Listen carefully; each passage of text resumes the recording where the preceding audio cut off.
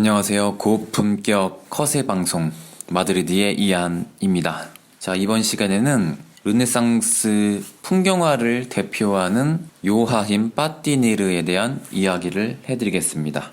자, 이분이 15세기 말에 태어나서 주로 16세기 초에 활동을 했던 그런 플랑드르 화가입니다. 자, 이전에 그 중세 때는요, 오직 종교화밖에 없었습니다. 미술이란 건 오로지 절대자 신에게 맞춰져 있었죠. 그런데 르네상스 때부터 종교화가 아닌 다양한 장르의 스타일이 나오기 시작하는데 풍경화가 그 중에 하나라고 볼 수가 있습니다. 초창기 풍경화가를 굳이 따지자면 얀바네이크, 조로존에 이런 화가들이 있는데 이 빠띠닐이란 화가도 그런 초창기 풍경화가라고 볼 수가 있죠.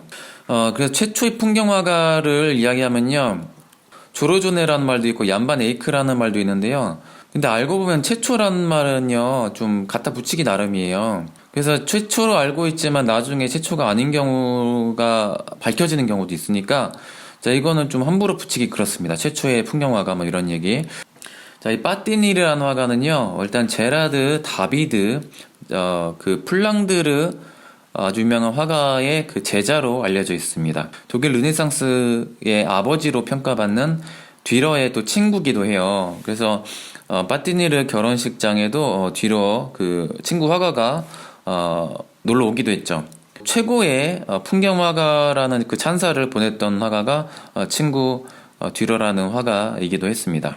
자, 그리고 빠띠니르가 이전에 약간 조금 선배죠.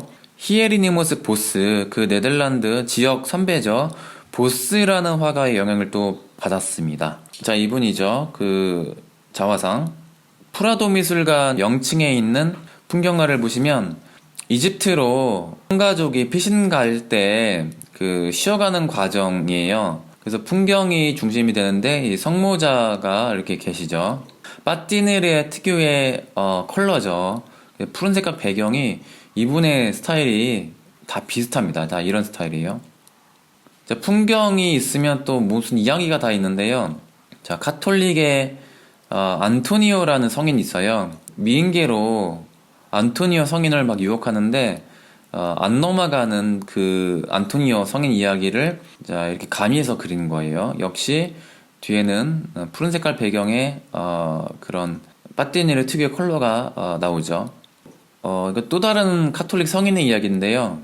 사자가 있고 동굴이 있고 아주 뭐 허름한 수도사처럼 보인다면 이건 딱 봐도 이제 제롬 성인 혹은 예로니모스, 스페인말로 제로니모스 성인의 일화입니다. 자, 이분이 최초로 라틴어로 성서를 번역했던 분인데 사자가 그 나타나서 그 손에 가시가 박혀 있어가지고 앞발에 그걸 빼줘서 그 날마다 고기를 드시라고 사냥감을 바쳤다는 그 은혜 갚은 사자 이야기예요. 자, 그래서 그런 이야기가 이제 가미되어 있죠. 하지만 역시 사람은 일부일 뿐이고 풍경이 중심이 되어 있습니다.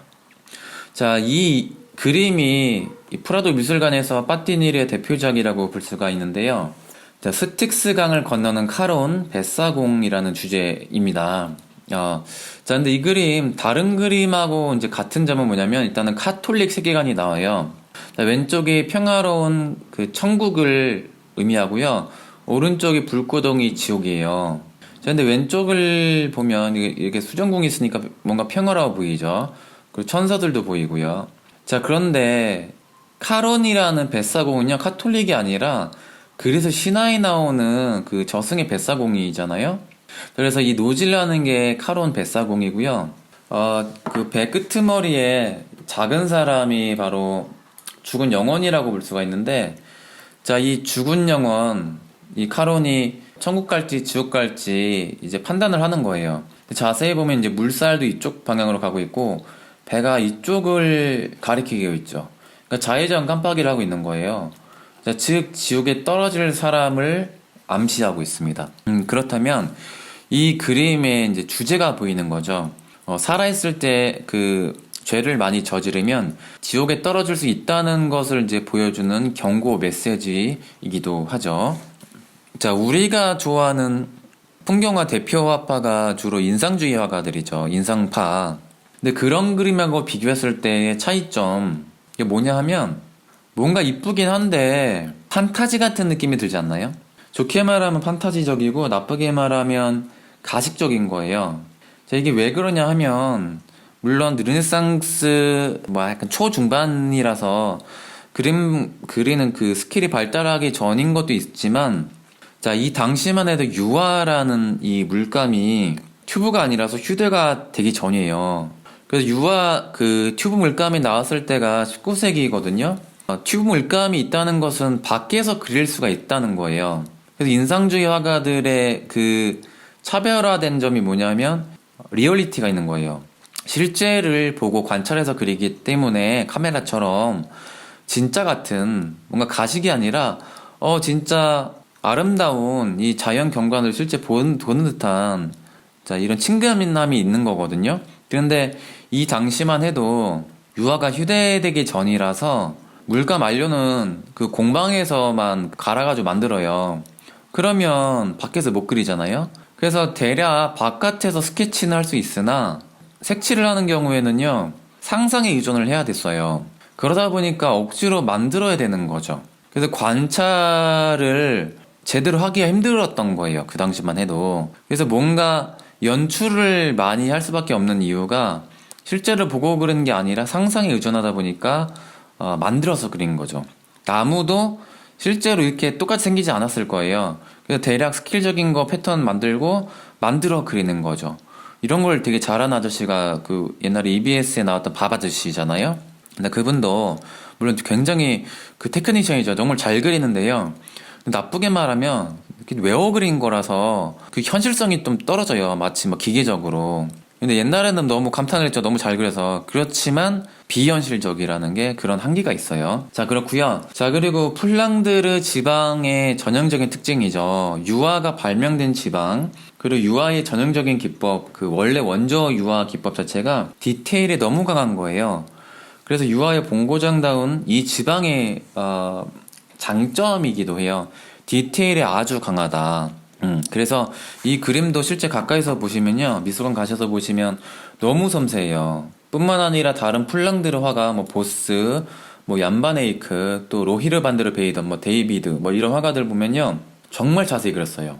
제가 한국에서 미술을 가르쳤는데요. 디테일한 묘사를 너무 잘하는 사람들이 약간 변태적인 성향이 있어요. 천재도 그렇고. 제가 볼 땐 천재들이 약간은 그 변태성이 있는 것 같아요. 약간 비례하는 것 같습니다. 그 네덜란드 특유의 변태적인 그 묘사가 이 화가도 있다라고 볼 수가 있습니다. 자, 그래서 이제 진화가 되면서 나중에는요, 그 르네상스 후반 되면 좀 더 자연스러워져요. 그 원근법이라고 하죠. 그래서 크게 색채 원근법과 선 원근법이 있는데 색채의 그 강도를 조절해서 점점 멀어져 본 효과를 점점 세련되게 내기 시작하고요. 자, 바로크 때 되면요. 이제는 진짜 풍경화 같은 그림이 나오고요. 노을 지는 풍경을 되게 많이 그리기 시작합니다. 클로드 로랭이라는 픽처레스크 화가가 있어요. 바로크 때. 다른 시간에는요. 프라도 미술관의 대표 풍경화 화가 클로드 로랭에 대한 이야기를 다른 시간에 다음 시간이라고는 이제 보장을 하기 힘들 것 같습니다. 제가 꾸준히 뭔가를 잘 못해가지고요.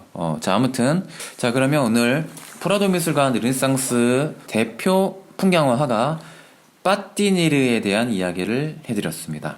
아직도 구독과 좋아요 안 누르셨나요?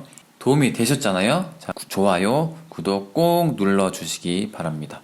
감사합니다. 저는 마드리드의 이안이었습니다.